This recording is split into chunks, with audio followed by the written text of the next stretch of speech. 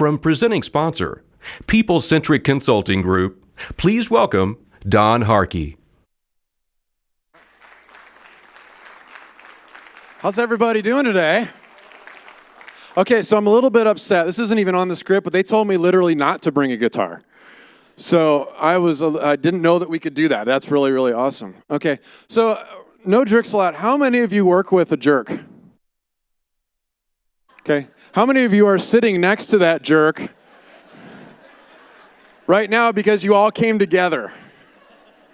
Okay, so this is the time now where you're going to have some conversations. This is going to force some conversations that are going to be a little bit awkward afterwards, right?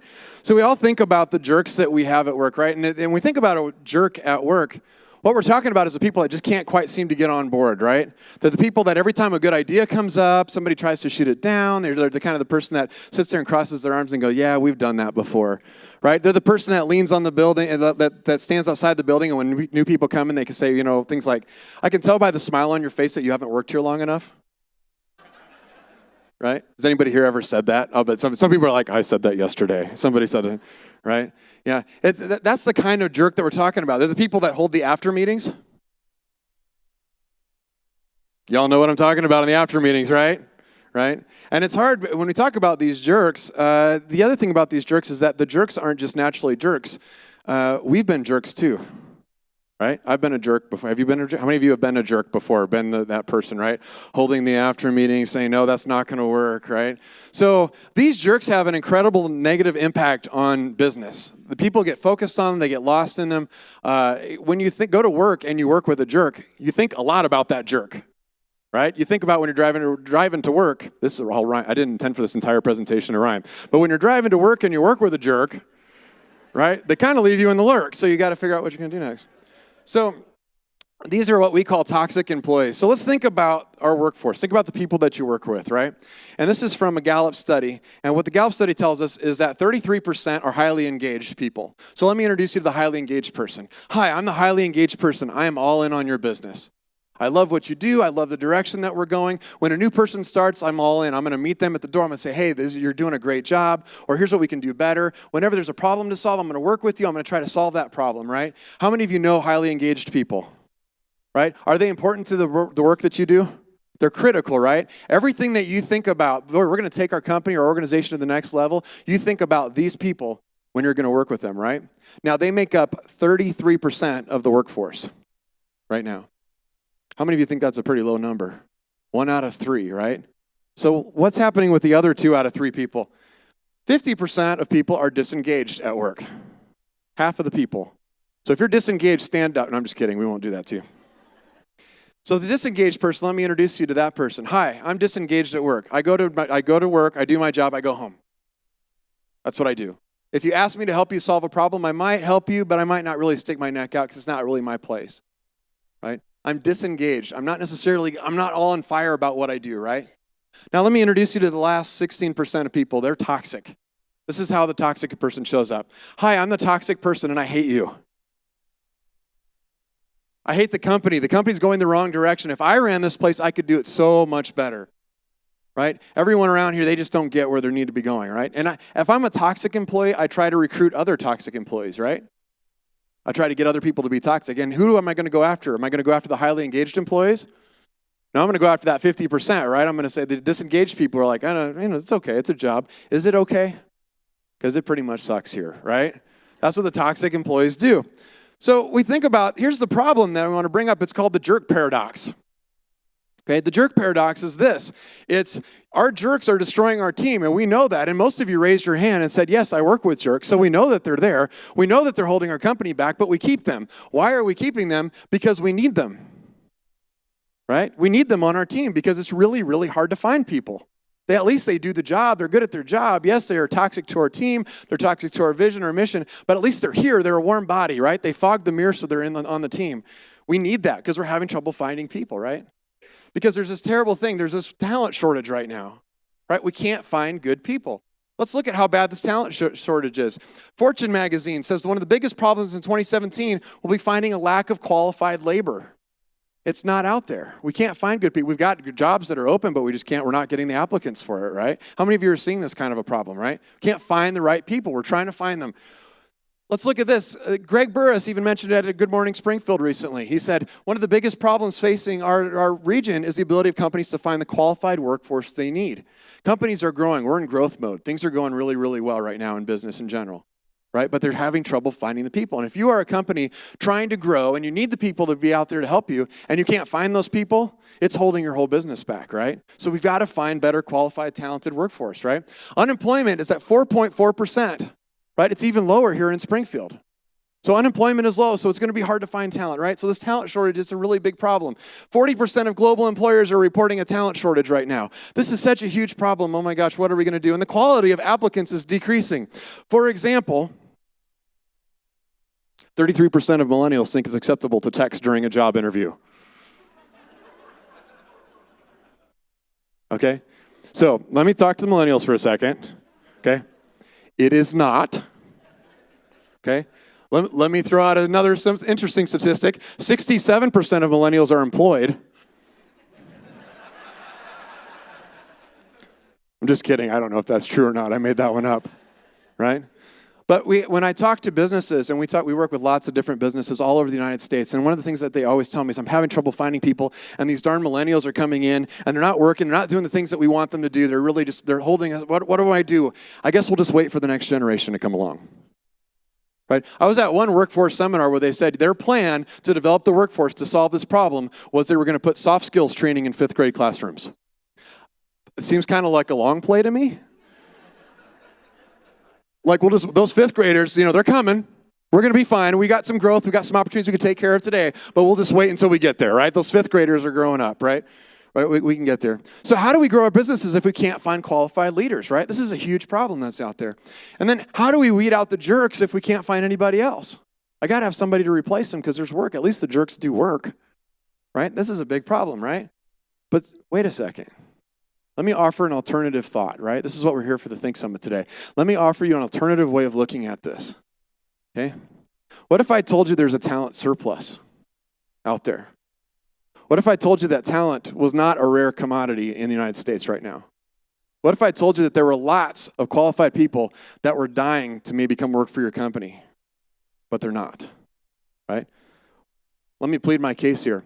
More people in the United States are getting a college degree than ever before. We're graduating highly educated people. I've talked to people with bachelor's degrees who come to me all the time and say, hey, I'm going to try to get a master's degree now. What kind of master's degree should I get? Or I'm going to get my doctorate, or I'm going to get my MBA, right? I need to get that bigger advanced degree, right? So they're trying to get the skill sets. And then you go to the colleges and you talk to them, and they're having trouble finding jobs. They're having trouble finding, where do I go next? Right? They're not getting connected. Unemployment is very low. But how many times when you're looking for a new applicant, do you look for just unemployed people? Right? You ever thought about that? Sometimes people say, well, unemployment's really low, so it's hard to find people. You don't have to wait for them to be unemployed, right? Most of the time when you hire somebody new, they probably already had a job, or they're just entering into the workforce, right? So how many people are in the workforce are looking for a job? That's what the talent pool really is, right? 51% of the U.S. workforce is currently looking for a new job. What? This was a little study done by Gallup, okay? 51%, that's 80 million people, okay? But some of you are sitting there going, but I'm not finding people. Where are these 80 million people at? I don't get 80 million applications every time I will put out for a job. So what's happening here, right? What's happening? What's the difference between this talent surplus and this talent shortage, right? What's the truth? And the point that I want to make, the thing that I want to show you is what I would call the talent game. Okay, so right now, I'm going to show you an incredibly embarrassing picture of myself when I was in college. Yeah. Part of the reason that I was so successful in college was because of my Bad Dog t-shirt.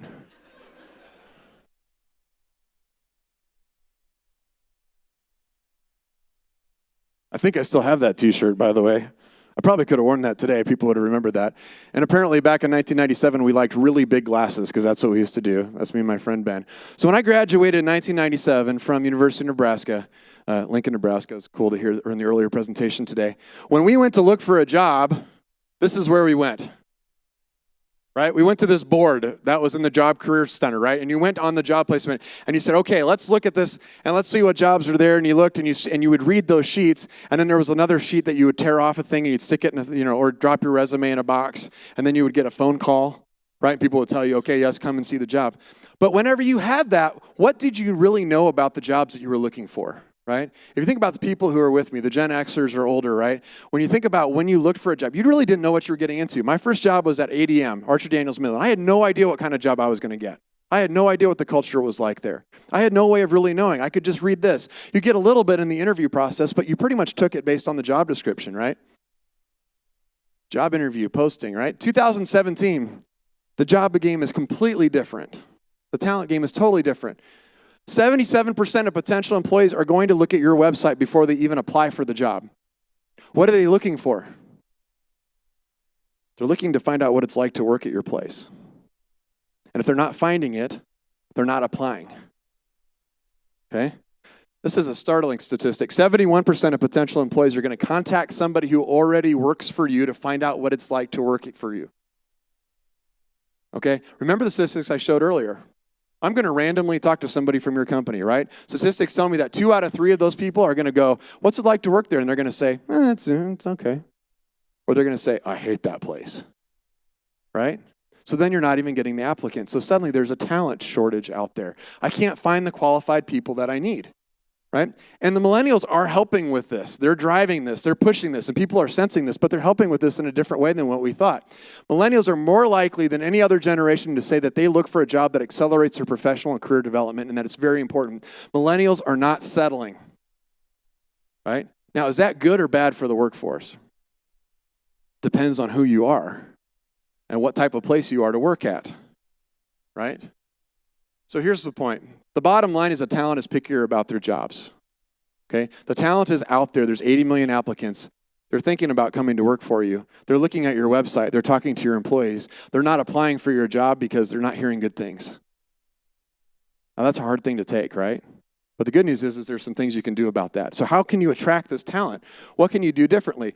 So let's take a step back. Business 101, really basic business stuff, right? You own a business and you're not getting enough revenue. How do you increase revenue? Right? There's lots of ways that you can work to increase revenue. Here's some ways not to do that. You could blame the customer. Stupid customers not coming to my place. Right? You could do nothing. Right? I don't know what's happening, but I don't know. Right? Or you could just hope it gets better, right? I hope it's going to turn around, right? I'll wait till next time, right? No, that's not how you build your business. You build your business by improving your product. You improve your marketing and sales. You leverage your existing customers. You change your pricing, right? You change the business itself to try to get to where you need to go, right? So let's turn this problem around. Let's say you own a business and you're not getting enough good people. How do you increase the number of good people coming in? Okay? Here's what you don't do. Don't blame the workforce. Oh, millennials. Terrible. There are some terrible millennials out there, right? There are some terrible millennials out there. And the 33% who thinks you should text during it, that's not a good start, okay? Don't do that. You could do nothing.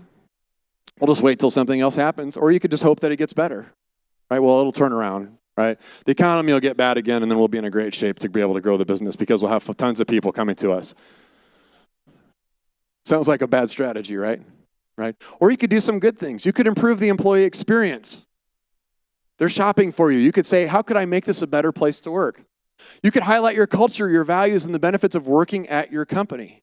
You could put that on your website. You could share that through social media. You could tell your other employees to share that. Leverage your existing employees and say, hey, we need your help, right? We could consider adding some more employee benefits. Make it a better place to work.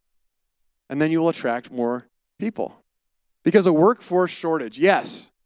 Whenever we work with workforce development, what you see nationwide is there is a shortage of talent. There is a shortage of skill set nationwide. But that doesn't mean that there's a shortage for your business. Because the standard is pretty low, 33% of engagement, right? If you run a better to work for place, you are going to attract talent. It's out there, right? So how do we do that? So the jerk paradox is that our jerks are destroying our team, but we need them to keep going, okay? But the truth is that more jerks equals fewer applicants. That's why we're talking about why it's so important to move on from these jerks, right? Because the jerks are there. What's it like to work there? Well, I work with these jerks. Well, I don't want to work with a jerk. I'm not even going to apply for this job, right? We need to think about that. And I want you to think a little bit differently about the jerks. Because I've talked about jerks as employees, or at least you thought that I've been talking about employees. Maybe I'm not talking about employees. I had a company owner call me and said, Don, I need your help. My employees are terrible. It's literally what he said. I wish he could say some short version of that, but that's literally what he said. My employees are terrible. And I said, how many employees do you have? And he said, I have 21 employees. I said, how many of the 21 are terrible? And he says, oh, all 21 of them are terrible. So I said, okay, let me come talk to you. So we were sitting in his office, and he's telling me all these terrible stories about these terrible employees. And I said, all 21 are terrible? He goes, yes. I said, you've been doing the hiring process for a long time. He says, yeah. I said, you know, it's kind of hit or miss, right? He says, yes. I said, so sometimes when you try to interview somebody, you think you're getting one thing and you get another thing. And he goes, yeah, that happens all the time. I said, okay, let's say you ran a business where you were going to try to hire nothing but terrible people. Don't you think a good one would accidentally slip through? And he said, what's your point? I said, my point is this. What is more likely, that you have 21 bad people or one bad manager? Right? And he said, and unfortunately, he looked at me and said, all right, what do I need to do next different? Right? Because people aren't hardwired to be jerks. Right? We're hardwired to be that engaged employee. 33% of people are engaged, right? That is an incredibly low number because 100% of people are designed to be highly engaged at work. And workplaces need to be places where those people can succeed, but they don't know how, right? 70% of this disengagement is caused by poor management, according to Gallup, right? You don't quit your job, you quit who you work for, right? We all know that. So we need to think differently about how we do work. We need to think differently about how we design our company. So tip number 1 is being a jerk is contagious, so don't be one. If you own a company, if you manage people, if you're trying to find good people and you don't want to find jerks, don't be a jerk. Right? Sometimes working with too many jerks makes you a jerk yourself because it is contagious. And then you show up like a jerk and then you bring jerks in. Right? Don't be a jerk. Don't jerk people around. Right? Step 2, build a healthy culture. Culture, we think about ping pong balls and ping pong, right, things and potluck suppers and stuff like that. But really, culture is a set of habits that you have. And those habits can be really healthy for the business, and they can be engaging for people, right? It can build things like engagement, focus, and accountability. It can get people excited about being there. You can get people engaged, okay? Tip number 3, once you've built up that awesomeness, sell it. Tell people about it. Put it on your website. Share the stories. Ask your employees to share those stories, right? But warning on that one, by the way, is you have to actually be awesome. A lot of companies say, oh yeah, we need to highlight our culture. This is going to be really exciting. I work with a manufacturer that said, we need to highlight our culture. And they started touring all these people around their manufacturing environment. And these people came away from the tour going, that looks like a horrible place to work. People look miserable, right? It's like trying to market your business before your product's even ready. Like, oh, we have terrible food, but please come to our restaurant. Right? That does not help you. That hurts you. So you have to make it awesome, and then you have to tell people that it's awesome, right? Tip number 4, and this is one of the reasons that Springfield does things like the Think Summit, is connect your people with the community once they come in, right? Because millennials are thinking a lot of times when they come into a job, I'll take the job in Springfield, work 2 or 3 years, then I'm going to move to Kansas City, St. Louis, or some bigger community, right? Springfield has everything that anybody would want to have in a community like that. And if they don't, Springfield is a place where you can create it. Right? So connect people with the community, and especially if you're in Springfield here, because you've got something that will really help you with attracting talent. So the key takeaways, look, there may be a workforce shortage, but there's more qualified talent available than ever before. Last time we had a job opening at People-Centric, we put it out there, we received 400 applicants for that job. That's pretty good, right? That's because we think we're a good place to work, right? And ask any of our team members. That's a little risky to say that, but you can ask anybody. Employees are more savvy about selecting their employers. And we don't usually think of it like that. We don't like to think of it like that way. We select our employees. They don't select us. No, they're picking you now too, right? The market has shifted. And then the last thing is attracting talent may require some real changes in your culture. Okay, now I deliver this message sometimes to businesses, and businesses go, it would be so much easier to blame the millennials, right? Because then I don't have to do something. But I always say, this is good news for you. This is good news because I'm telling you 2 things. One is if you improve your culture, if you make it a place where people can thrive, if you make a culture of engagement, focus, and accountability, you will attract more talent to your business, and that talent will be more successful in it.